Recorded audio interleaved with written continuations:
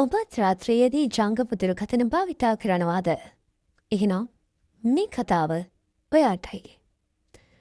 අද ගොඩක් දෙනෙක් රාත්‍රියේ නිින්දට යන්න පෙර ජංගම දුරකථන භාවිතා කරන්න පුරුදු වෙලා ඉන්නවා. ඔබ දන්නවාද ඒක කොච්චර ඔබට හොඳ නැද්ද කියලා?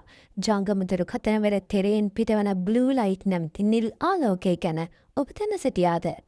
ඔබ නින්දට යාමට පෙර ජංගම දුරකථනය භාවිතා කිරීම හේතුවෙන් ඔබගේ නින්ද අඩු වෙලා ඔබට ඉතා භයානක ලෙඩ රෝග බොහෝමයක් ළඟා කරවනවා. අපිට ඉතා හොඳ නින්දක් ලබා දෙන්න අපේ ශරීරයේ මෙලටෝනින් කියන හෝමෝනය නිපද වෙන බව ඔබ දන්නවාද?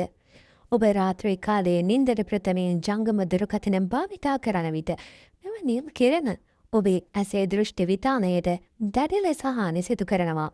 මේ හේතුවෙන් පසු කාලීනව ඔබට ඔබ ඉදිරියේ තිබෙන රූප එක එල්ලේ නාභිගත කර ගැනීමට නොහැකි වෙනවා.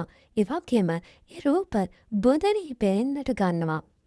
මිනිස්සු උන් අපිට විවේකී කියන දේ ගොඩාක්ම වැදගත්.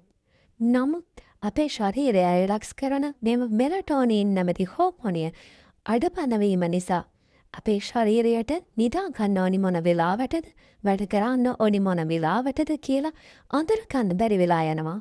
ඔබ දන්නවාද රාත්‍රී කාලයේදී ජංගම දුරකථන භාවිතය හේතුවෙන් හෘද රෝග පිරිලා තත්ත්වයන් වද ඇතිවීමේ හැකියාව තිබෙනවා.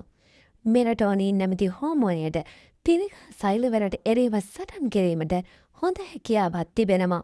එම හෝමෝනය ඔබ විසින්ම විනාශ කරගන්න බව ඔබ දන්නවාද? ජංගම දුරකථන පමණක් නොවේ. පරිගණකය රූපවාහිනිය වුවද එසේමයි.